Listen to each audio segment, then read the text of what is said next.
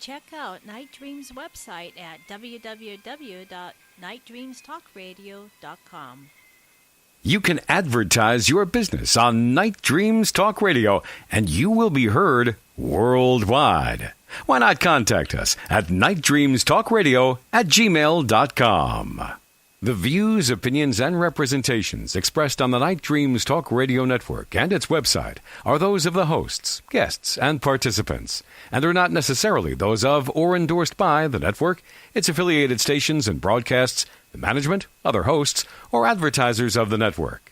The shows found on the Night Dreams Talk Radio Network can, but do not necessarily, promote any particular lifestyle, belief, religion, political affiliation, or other personal practice.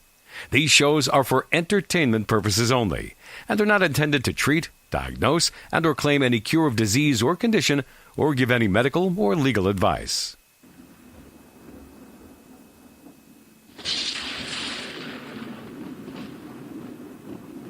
Get ready for fun in the paranormal with your host, Richard Spasoff, on Night Dreams Talk Radio. Hello, everyone. Happy to be here tonight. I have a wonderful guest in store. But before I introduce the guest, I would like to share with you a little monologue I have. So let me start. Most of you know I'm a psychic medium. I've done everything. I've done massage therapist for tigers. I've danced with the mafia's wives. I gave readings to the underground. I telepathically talk to witch doctors. By the way, that does save money. In my spare time, I helped out priests give exorcisms. I don't know if I gave them, but I helped them out with the exorcisms. Being a psychic medium, people always ask me what the afterlife is like. I'll tell you what. I'll give you a phone call when I get there. I've been to the afterlife before. I have an experience to share with you. When my grandmother passed away, she's in heaven right now, and that's not really a good time for me to go see her because I'd have to be dead. But I remember going to her funeral, and anytime we love somebody or anytime we have a loved one that we have a connection with, it's hard to see them leave this earth. And I remember going up to the coffin, touching her body, and I passed out. I actually passed out. But when I was under, I heard her voice telling me that she was okay. I also saw her spirit covered in all of this bright white light that surrounded her. She was immersed with this bright white light that surrounded her spirit. Seeing her spirit didn't scare me. What scared the hell out of me was the thought of the electric bill for that bright white light. I tell you, how could I afford it? I'm so poor, I can't even afford poverty. I've tried using ESP to contact my loved ones, but most of my relatives are Jewish, and they still call me collect from the afterlife. I got to tell you, though, I love everybody. Anybody that has a kind spirit, I love them. And with that said, I even have friends that are from outer space. Most of them are, I tell you. I mean, life is so unfair. Everyone is getting abducted by aliens these days. But why is it I can't even get a date? At least without my girlfriend's permission.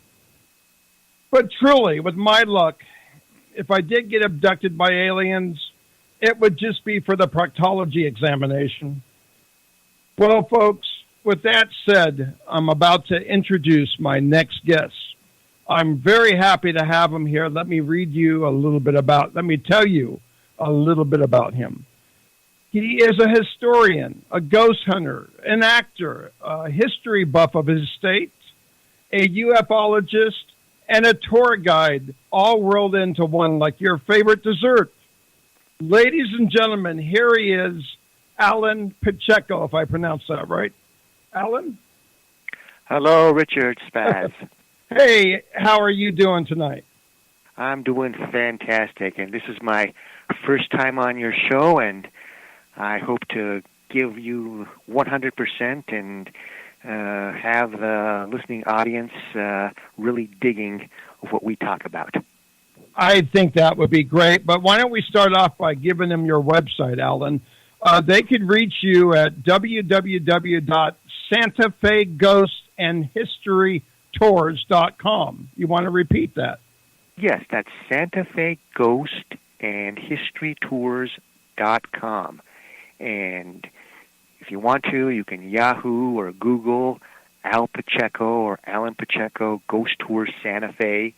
And, for those in the Southwest, the name Pachuco, think of Pacheco, and you'll get to my website. And the website's like about 183 pages. And yes, there's the commercial that's at the beginning of do the tours and people having fun. But there's also a lot of darn good data from investigations that I've done in the area concerning hauntings or the UFO waves or cattle mutilation, or even pictures of energies that have been taken on some tours when we ran into some action. Definitely. In fact, when I took a look at your website, it's like an encyclopedia. I mean, it goes on, but with very good information. I mean, when I looked you up, when I Googled your name, I noticed you spelled it with a A-L-L-A-N, and I spelled it A-L-L-E-N. And when I did that, apparently you had a sex change I didn't know about, Alan. Ah. Well, that's no. That's not me. That's somebody else. I think so. Yeah, no. But to start off with, I got a story to share with you. You live in New Mexico, Santa Fe, right? Correct. And I remember I stayed some time in this town called Las Vegas, New Mexico. Do you know that town? Yes, it's to the east of us, about 80 miles or so. Yes, I can tell you from my experience, it was this town was like Albert and Costello. We got there. My uncle ran the movie theater at the time, and they thought he was a godfather. We were out in front of the movie theater my uncle owned, and the paramedics were arriving, okay? And this one man was laying on the sidewalk having a heart attack. They picked the man up in that gurney that they have. They picked him up, but they accidentally dropped him, and they put the gurney back into the ambulance and drove out without him. What's going on in that town? Okay, you're not pulling my leg. That No, happened, huh? That happened. I'm serious. Yes. Well, I tell you what, Las Vegas, New Mexico. It's I like it very much myself. Now, it's a tough town. It's still a little bit frontiersy. It hasn't been taken on over by the people moving in from Beverly Hills or Manhattan, and its history is fascinating. I'll just tell you a little bit about it right now. Good. Is that the famous Transcontinental Railroad, the Santa Fe, pass through Las Vegas, New Mexico. And what Las Vegas translated from Spanish means the meadows. There's fantastic grazing areas there for all types of, cows, horses, sheep, etc. And it's a frontier town. And that's one of the places where Teddy Roosevelt and the Rough Riders were mustered and did training before they went off to fight in Cuba in 1898. And this area from Las Vegas, New Mexico to Santa Fe, numerous people volunteered and made up the Rough Riders select company thereof, the ones that charged on up San Juan Hill or Black Kettle Hill, and were the ones that were around Teddy Roosevelt, TR, that famous picture after they captured those redoubts on top of the hill there. And Las Vegas, New Mexico, it's you treat the people good there, they're going to treat you good. Yeah. It's mainly Hispanic, and there's paranormal activity there. You've had, I take it that movie theater that you're talking about is right off the plaza. I believe so. It's the only one in town at the time. Well, there's one that there used to be a drive-in theater out there by Fort Union Drive. Yeah. No. Yeah. Okay. Yep. Yeah. And what is it that you think draws this paranormal activity to the town? What do you think is the source? Well, gosh, there's been so much. There's been mayhem there from Wild West days.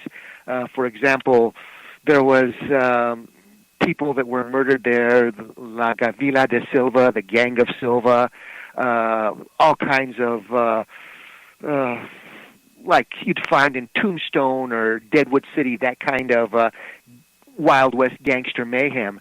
And some of those guys that were shot down do haunt the different hotels or buildings around the plaza area. That was a wild and woolly town. As a matter of fact, Doc Holliday, he was there in Las Vegas, but he got a better deal and went to Tombstone. Now, one of the stories about that was he tried to elbow his way on into Santa Fe, but that did not work, so he got a better deal in Las Vegas and then on his way to Tombstone to later on the gunfight at the OK Corral. But that kind of mayhem and all those deaths and people that were not prepared for death or did evil deeds and do not want to move on, that's one of the reasons why you have a tremendous amount of, paranormal. Cowboy type of paranormal there. It's just amazing how energy could stick in one place, especially when it's not good. And it gets stagnant in some places. I mean, it's all around the world, not just in your town. But I mean, what were some of the experiences that you felt from these cowboys, I want to say here? Well, in Las Vegas, New Mexico, I haven't really done that much research there. Now, I've got my mojo working for me. I've got, I'm in like Flynn with the Angels and with my prayer and stuff.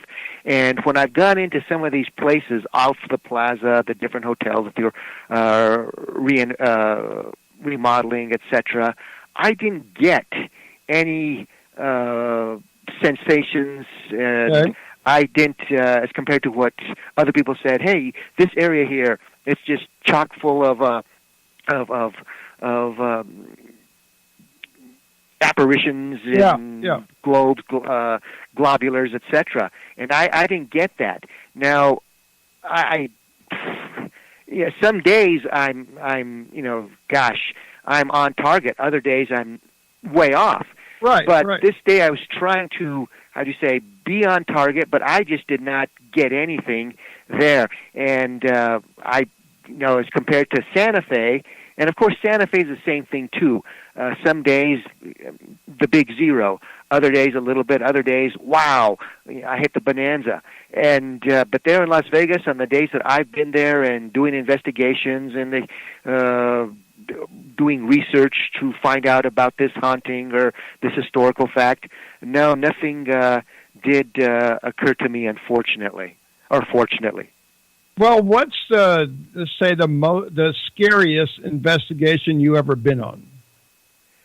Scariest investigation that I've ever been on. Yeah. Okay.